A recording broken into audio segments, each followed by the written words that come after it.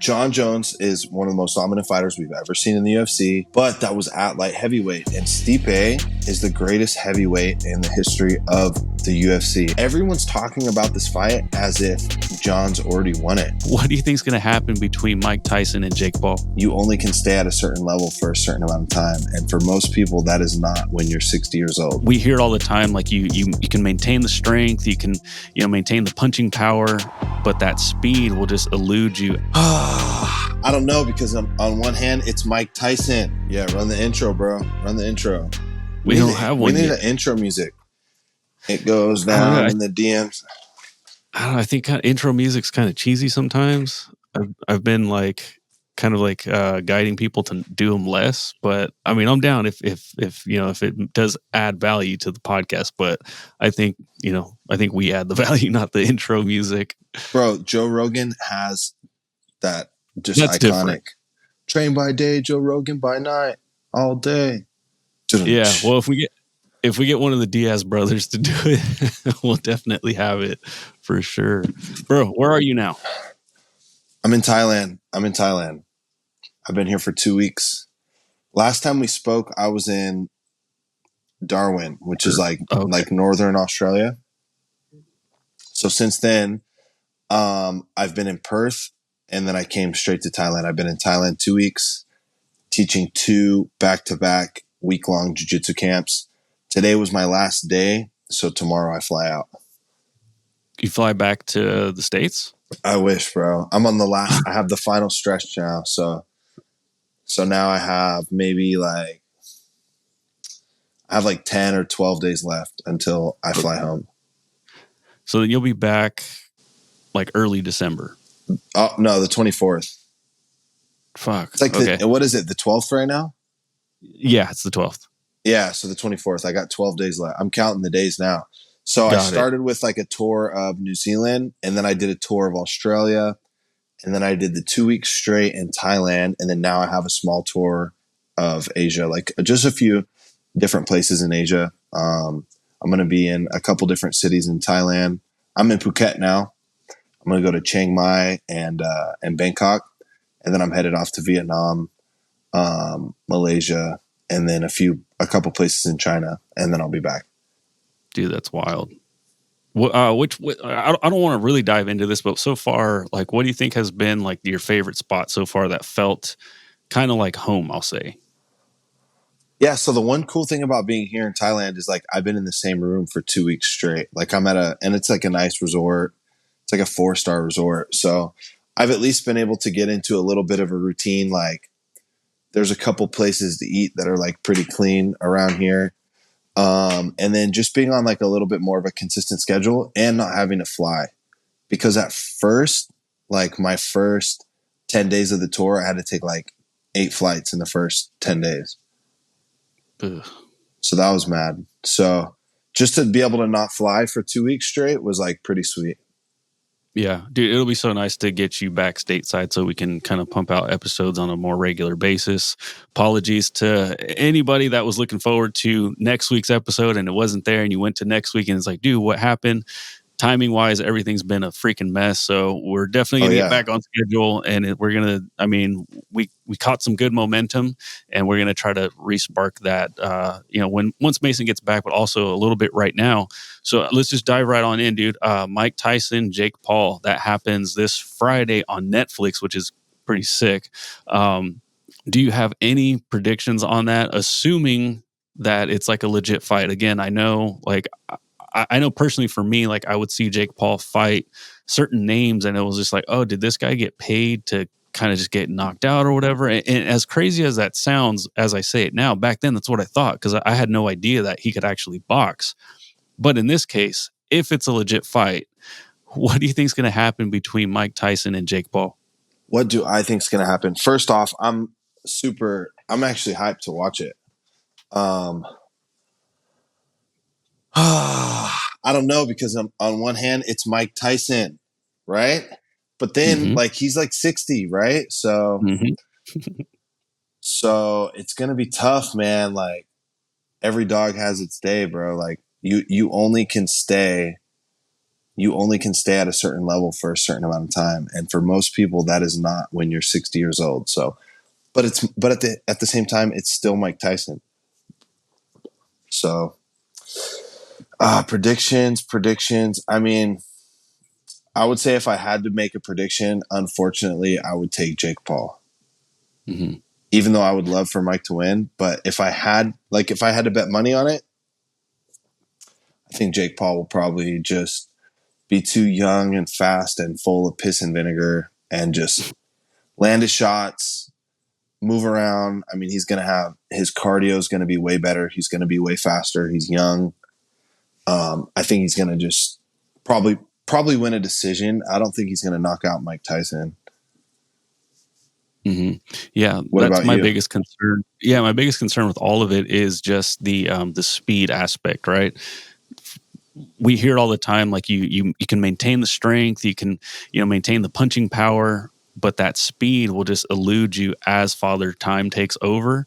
And so that's kind of what I'm afraid of. I'm afraid that, again, we'll see what the body language is like. If Tyson comes out and he's like setting up bigger punches and that sort of thing, then I think he might be able to outwit the young guy just because he has way more experience in the fight game. And that goes from obviously being one of the greatest of all time, but also just being around the sport and being alive longer.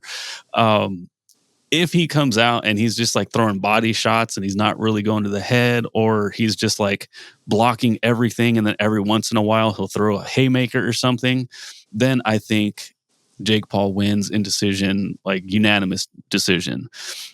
My crazy out of nowhere prediction is if he is going to the body, he catches him and he knocks him down via body shot.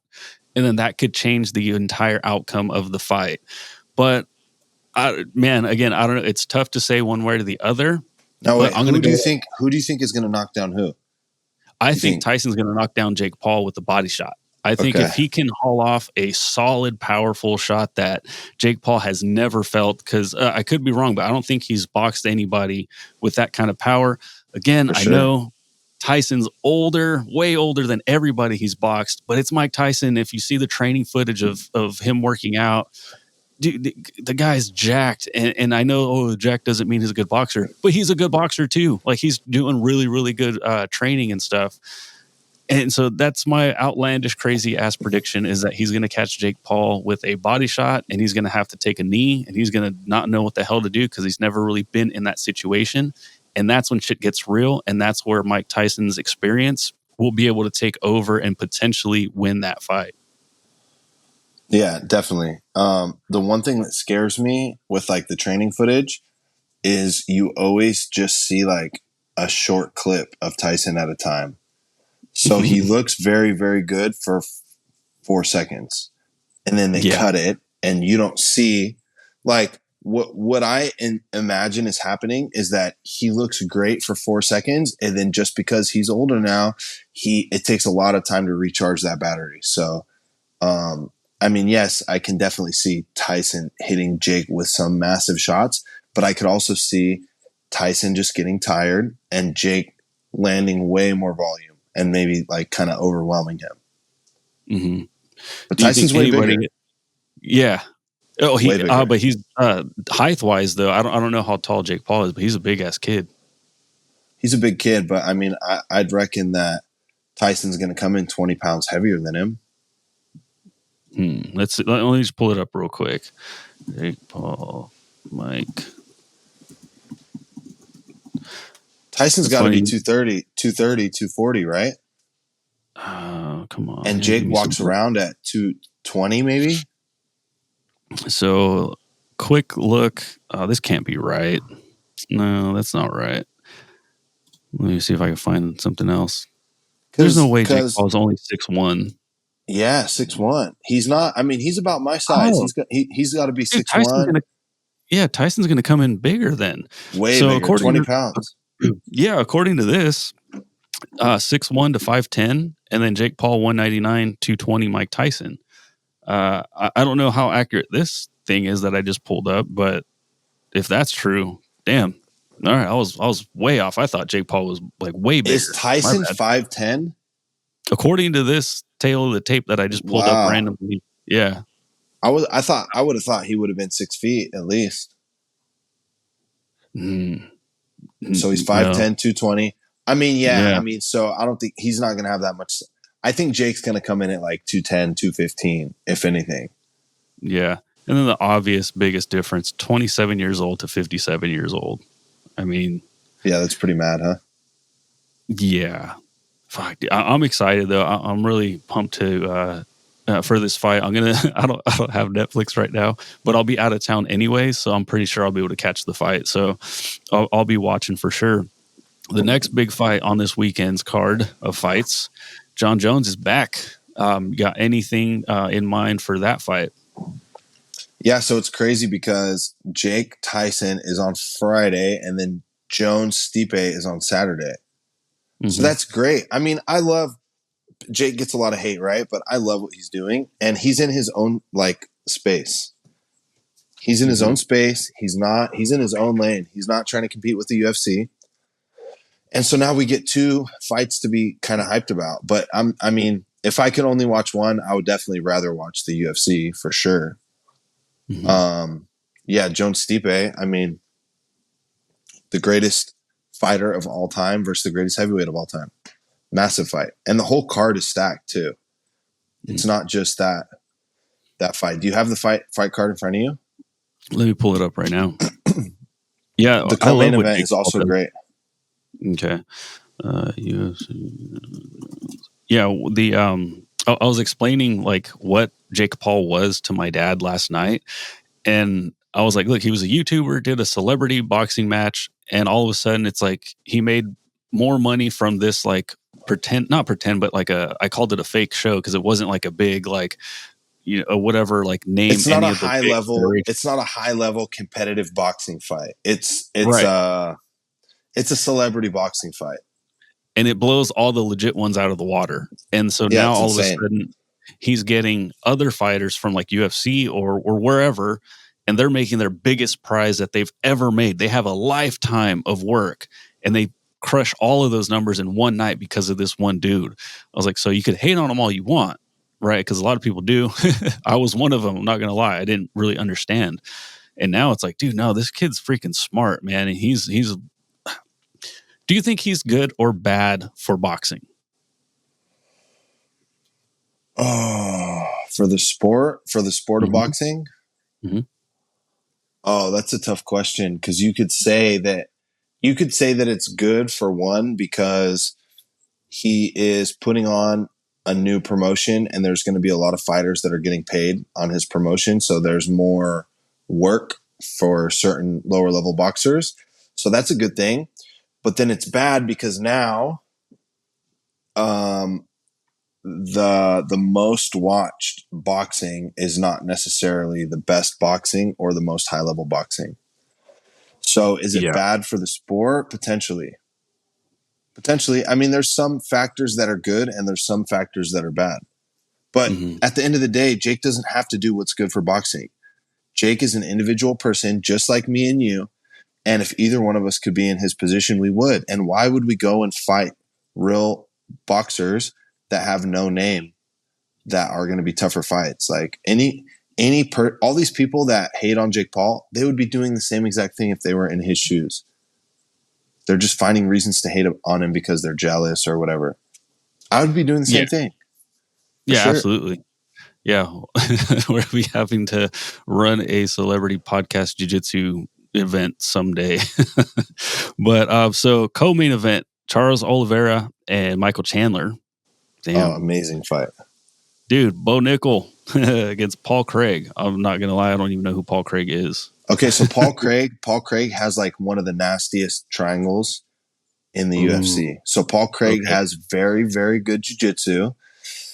And his striking's not bad either, but most of his wins have been by submission. But he's not the same caliber of fighters that Bo Nickel is used to fighting. It's a big step up in competition, but it's kind of like the perfect step it's the right step at the right time. So Bo Nickel is still coming in at a minus 1,000 favorite. So he's a huge favorite, but Craig is going to be a tough test and it's the grappling, right? So So, Bo Nickel's obviously going to want to take the fight to the ground. And that's where Paul Craig has does his best work. So I think that's a great matchup. I don't think he should be minus 1,000, but Yeah. I definitely would have him as the favorite to win. Damn, you just sold me on that fight. Oh no, fantastic fight. That looks good. Yeah. Oh my Fantastic God. fight. Talk about good odds, dude. If I was a betting man, I mean, shit. Yeah, I I don't wonder know. what But I Paul might Craig, have because sold me. normally it doesn't go like minus 1,000 plus 1,000. It'll be like minus Okay. 1,000 and then maybe like plus 600.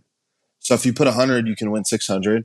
I mean, yeah, like those are the kind of fights that if you are going to bet, you want to find underdogs you think can win. I'm not going to bet on Paul Craig because I do think Bo Nickel's going to win, because Bo Nickel's very, very hard to submit, and Bo Nickel has learned jiu-jitsu. He's dedicated to jiu-jitsu. It's not like it's 2010 and these guys are just wrestlers that don't want to learn jiu-jitsu.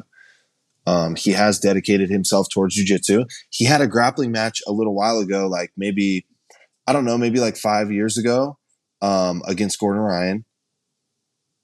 So he's very competent in grappling. He's experienced in grappling at this point. So I definitely wouldn't bet on Paul, but I don't think it should be minus 1,000 odds. I think it should be a little closer, maybe like minus 700. Mm-hmm.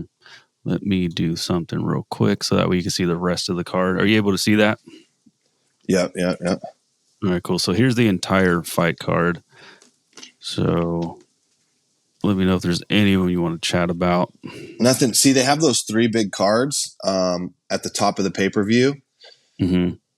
They have those 3 big cards. I mean, Oliveira and Michael Chandler's a great fight. Obviously, Bo Nickel, Paul Craig's a great fight. And then the other two matchups on the main card, I'm not too familiar with, to be honest. Mm-hmm. You kind of fall off a little bit. It's wild how Jim Miller, how long these events Chris are. Weidman. Chris Weidman's on the card. Jim Miller's on the card. Oh shit, there he is. So they got a couple names on the prelims. But yeah, definitely like those top 3 fights are the fights that everyone's looking forward to for sure. Mm-hmm. And then we didn't really even talk too much about it, but Jon Jones, Stipe. Yeah, I don't see. I mean, I know it's been a while since Jon Jones has been in the octagon, but like I just don't see what Stipe can do this time around. Maybe I'm wrong there, but I just think Jon Jones is just leaps and bounds better than everybody. You know what I mean? But I don't think this fight goes any different for Jon Jones. I think he just comes out on top, and who knows what happens after the fight. But I just think it's a lock for him. So I'm going to play devil's advocate here. Please do. Jon Jones is one of the most dominant fighters we've ever seen in the UFC. Like most title defenses, greatest of all time, never lost. But that was at light heavyweight. And Stipe is the greatest heavyweight in the history of the UFC. And people forget about it. I mean, if you look at his record, he got knocked out by Francis Ngannou and he got knocked out by DC. Those are like the only 2 bad losses he's had recently. And besides that, he beat DC twice. He beat Francis Ngannou. He beat Fabricio Verdum. He beat Alistair Overeem. He's not going to beat, like, everyone's talking about this fight as if Jon's already won it. And if you match them up skill by skill, first off, Stipe walks around at 240 pounds. He's bigger than Jon. He's just bigger. His frame's bigger. Jon, I think, is maybe the same height as him. So similar height. Jon's got a longer reach. Jon's got great kickboxing, but pure boxing, Stipe has the advantage for sure. Knockout power, Stipe has the advantage for sure. And then neither one of them is like a jiu-jitsu whiz. They both have a wrestling base. Stipe is a very, very competent wrestler. If you watch him fight DC those 3 times, he hung with the wrestling in the cage wrestling with DC perfectly fine. He's a very, very competent wrestler. He has a wrestling background. And Jones might be like a slightly better wrestler, but MMA wrestling is different. I would say I wish we had Deron here so that he can give us his opinion. but I would say the MMA wrestling is going to be very, very close. I would give Jones just a slight advantage in MMA wrestling, but it's also way harder to use your wrestling when you're dealing with someone that's bigger and stronger than you. Jones has always been the bigger, stronger guy, and it's not going to happen. And make no mistake about it, Stipe Miocic is not Cyril Gane. Jon Jones is not going to ragdoll him, get him down, and submit him in the first minute of the fight. I think it's going to be a tough fight. If I had to bet money on it, if me and you made a bet and it was even odds, I would put my money on Jon Jones. So I think Jon Jones has a little bit of a better chance to win. But personally, I would give it 55% to Jones, 45 to Stipe. I think it's going to be very, very close, and I could see Stipe winning. Dude, that's huge. So, again, this is what I just pulled up on UFC's website. You know, we were on the fight card. I just clicked. So this is based off of what they're saying. Real life numbers are probably going to be different, but 6'4" to 6'5". So Jon Jones 6'4", Stipe 6'5". Reach, Stipe's massive, bro. He's 6'5". Yeah. So reach, Jon Jones 84.5 to 80 Stipe. Better and reach. Then this is what I found kind of interesting. As far as weight, they have Stipe at 234 and they have Jon Jones at 248. I wonder, like, is that accurate, or are they just saying this to try to make him look even bigger? So that might have been Jones' last weigh-in, his first fight at heavyweight against Cyril. But what I will say is that Jones, he looked a little fluffy. It wasn't like he was 248 shredded, right? Yeah. So if he did weigh in their last fight 10 pounds heavier than Stipe, it wasn't like it was just pure muscle mass. I do remember Jones looking he had a little bit of a gut. And of course, that's because he was trying so hard to get bigger. He wanted to get as big as possible. But yeah, Stipe's 234. So the weight, I feel like they'll be maybe kind of even in weight in that case, because I also heard someone say that Jones is walking around closer to 230, 235. So maybe they'll weigh in at a similar weight, but I think Stipe's he's a little bit thicker. You know, Jones is real long. He's got long, kind of skinny legs, super long arms. Stipe's just a little more dense, and that denseness is going to help him a lot with the wrestling and the wrestling defense and his power, his punching power. Yeah, what I was going to say is John. This is John. How long has Jon Jones weighed that much? Maybe I'm way off, but it doesn't seem like he's been that thick for that long. Whereas Stipe's probably been that big since junior high or something. So he's owned that weight, whereas Jon Jones hasn't quite owned that weight yet. Right? He needs to get kind of live there for a couple years, but he probably doesn't have that much time left to quote live there at that age. I wanted to go back to just to dive in a little bit further into what you're talking about as far as wrestling MMA. Because I was talking to Deron about this stuff in regards to takedowns and that sort of thing, and he had said something along the lines of because it was I thought as long as I'm punching, you can't take me down in the streets, kind of a scenario. And he's like, well, it's easy to quote unquote punch somebody if for sure they're not taking you down, or vice versa. If you're consistently shooting, but then you're getting punched, it's a whole different ball game. So can you dive a little deeper on explaining what you meant by wrestling for MMA as opposed to wrestling for jiu-jitsu, and obviously wrestling for wrestling? Yeah, definitely. So, I mean, just the way that the wrestling is going to help you with the striking, we've seen this a lot. I mean, we've seen wrestlers knock out better strikers, right? And one of the reasons why is because the strikers, they become a lot more hesitant to commit to their strikes whenever there's that fear of the takedown. So that's why even let's say if my goal is to knock someone out or my game plan is to strike with them, I might still shoot a takedown and try to take them down and maintain the top position for a minute or two. Because all that's going to do is the next time that we stand up, now in your mind, you're thinking dang, I don't want to be back down there on the ground. So that's one factor that's super important. And the other thing that's extremely important is because there's punches, we're not tying up. So that's why MMA wrestling is so much different than sport wrestling, because in sport wrestling, hand fighting is super important. And you can't hand fight as much because we're not in that close distance. We're farther out, and then we have to either like punch and then engage in some type of clench, or I have to like punch and then shoot under. I'm not like normally it's like touch you, club your head, underhook, get into your legs, right? And that is one thing we saw a lot with like DC, for example, when he was fighting, he would always be hand fighting and he would always be like in close, grabbing your hands, grabbing your head. He was adding a little bit of that hand fighting into his wrestling, right? And even another variation would be like wrestling. If you were trying to wrestle in the gi, that's like another variation, right? Because now, again, there's no hand fighting. Because as soon as you get close to someone that knows how to play with a gi, like someone that's a little bit experienced in judo or jiu-jitsu, as soon as you get within that hand fighting range, they go and grab your lapel, right? And then now I can't hand fight. I can't really underhook with you the same.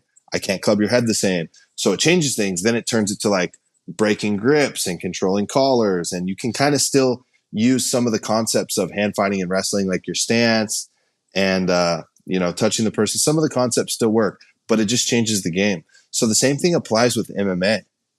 It changes the game. A lot of the concepts will still translate, such as the shots, right? But it's different.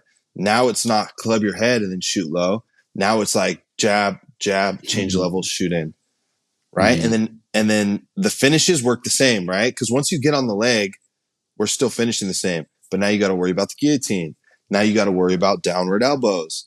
Now you got to worry about catching a knee on the way in, right? So the concepts translate, but you have to be very good at translating them. Jon Jones is arguably the greatest of all time at translating them. He wasn't the greatest wrestler on the planet. He's not an Olympic gold medalist, but he is a junior college national champ. He's very competent, and he translated those skills very, very well. But guess what? Stipe Miocic has also been doing MMA for a very, very long time. So he's also been able to translate those concepts and incorporate them into his game. You sold me on the entire card just now. Someone else that's been able to translate very well is Cade Rutolo. He won another MMA match, and the kid looks, he's very exciting to watch. And it seems like he doesn't want to finish with jiu-jitsu. He wants to finish striking, but everything is setting up the perfect scenarios for submissions. I didn't get a chance to watch the entire thing. I just watched the highlight. It's been really, really cool to see how serious he's taking it. Obviously, he's taking it serious, but what I mean is like how well he's been able to translate everything over. You're somebody that kind of went the opposite direction. You were MMA, and then you switched over to just mainly focusing on jiu-jitsu. But what have you seen from Cade, and how far do you think he can take that? Yeah, I've always said that I think Cade is like jiu-jitsu's only hope right now to like kind of make us look good and potentially go on to win a world title in ONE FC or the UFC. We don't have a lot of guys that came from jiu-jitsu that are at the top of the sport right now. I mean, one that I can think of is Gilbert Burns. Gilbert Burns is still, top 10, top 5. Obviously, we have Charles Oliveira, who has a strong jiu-jitsu base. But Charles Oliveira wasn't a big name in the sport of jiu-jitsu that transitioned. He did compete in jiu-jitsu, I believe, when he was younger. He has a good jiu-jitsu base, but he's known for his MMA. He wasn't known for being a jiu-jitsu world champ. So I think Cade is definitely one guy, and Ty too, if Ty decides to focus on MMA. But I think those two have a lot of potential. One of the main reasons why is because of their style of jiu-jitsu. So the problem that we have is that these guys that are primarily guard players, that haven't focused at all on wrestling or no gi. A lot of them are gi guys. We see a lot of gi guys that play guard and they become world champions in the gi, and then it doesn't translate to MMA. And a lot of the reason why is because in the IBJJF rule set, you can pull guard, you can stay on bottom the whole match, get one advantage for like a near submission or a near sweep. So let's say I almost sweep you and then you get back on top of me. I'll get an advantage for that. So we're really not prioritizing the athletes at the highest level to play top position. You see it all the time in sport jiu-jitsu where guys double guard pull and then they're just sitting on their butts and then they get a stalling call and then they have to stand back up, but then they double pull again. And so it's like, in order to translate your jiu-jitsu to MMA, you have to be active off your back and you have to get to the top position and you have to be able to finish with submissions. You can't just stay on bottom and almost get an arm bar and then almost get a triangle, because the guy smashing you in MMA's just score differently. Top position carries a lot more weight. Cade doesn't have that jiu-jitsu style of playing, in the gi and playing close guard the whole match and winning by an advantage. He just doesn't. First off, he's way more focused on no-gi, which obviously is going to translate better. Second off, he's very, very focused on wrestling. That's massive because most of the top guys in the UFC, a lot of them have a wrestling base, which shows you that wrestling is more important than jiu-jitsu and MMA. So Cade is very, very comfortable and very competent with his wrestling. And then the most important thing that both of those brothers have is that they are super active. They're super, super active. So if you take them down, good luck holding them down. They're going to be throwing up submission after submission. And then as soon as you get out of a submission, they're going to scramble back up to their feet. So now for them, the big struggle at hand is going to be, they have to either they have to develop world-class wrestling, like Olympic level wrestling. They have to either focus on that, or B, they have to develop world-class striking. Mm-hmm. And that's what we see with Oliveira, because Oliveira, more times than not, is the better striker. And then he will either he'll drop someone with his strikes. So he doesn't really have to use his wrestling if he drops you with a punch, right? He'll drop you and then he'll jump all over you and find the submission. Or B, he's lighting someone up on the feet. They don't like it, so they take him down. And then once he's on his back, it's just attack after attack after attack. So if we look at that model, if we look at Charles Oliveira, we got to try to mold Cade towards that style. Either that, or we mold him towards Khabib and Islam Makhachev, who have the best wrestling in the world. And then once they get to the ground, they also have amazing jiu-jitsu. That's pretty dope. That makes a lot of sense. And one of the funniest things is trying to explain IBJJF rules to a wrestler. My coach got super upset. He's like, "That's stupid. That doesn't make any sense." I'm like, "Yeah, but those are the rules, bro. Like, there's nothing I can do about it." Yeah, and at the end of the day, it's a sport, and it's its own sport. So, like, hate on guard pulling, but it's part of the sport. Stop trying to like make guard pull, like say guard pulling's not cool. It's jiu-jitsu. It's go wrestle, dude, if you don't want guard pulling. Yeah, even at CJI, when everyone was going nuts, the first day I was sitting next to somebody that was like understanding. Like they were like, "Dude, why are you guys booing? Like, what are you?" And I was like, "Yeah, you can't like be mad that you can't use your hands in soccer. Like, it's a different sport. Like, what you guys want to watch is a totally different sport. Like, go watch MMA, go watch wrestling."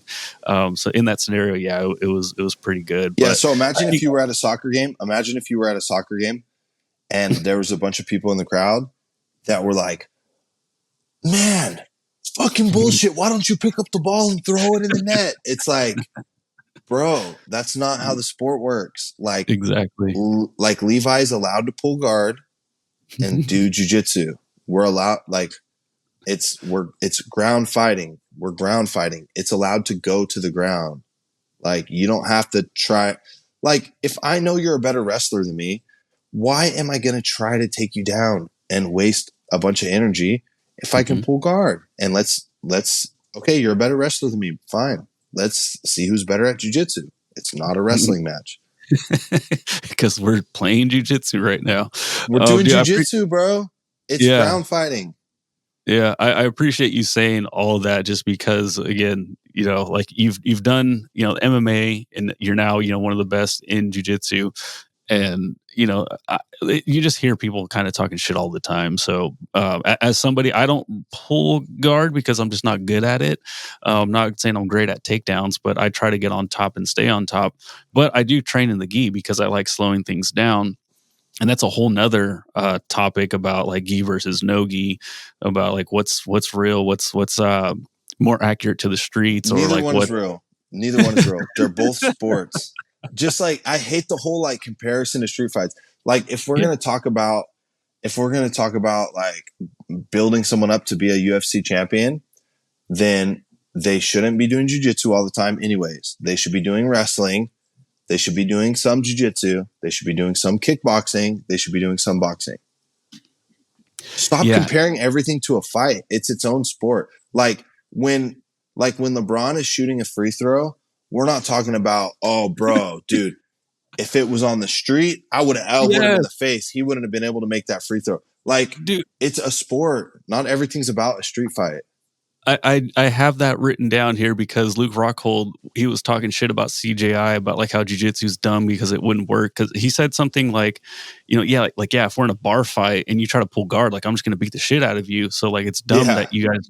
And it's like, okay, but like you wouldn't then turn around and be like, oh, why are you practicing free throws? That's not gonna work in a bar fight. And it's like, well, no shit, dude. I'm not trying to fucking train for a bar fight right now. I'm training for this Yeah. sport. Like, give me a break. It's not the But bar anyway, fight dude. Olympics. Yeah. Oh, now that's a sport. We gotta Yeah. start that one. I love Luke Yeah. Rockhold, by the way. He's the best. He's a So I'm not going to say anything bad about him because, I mean, at the end of the day, he's a UFC champ.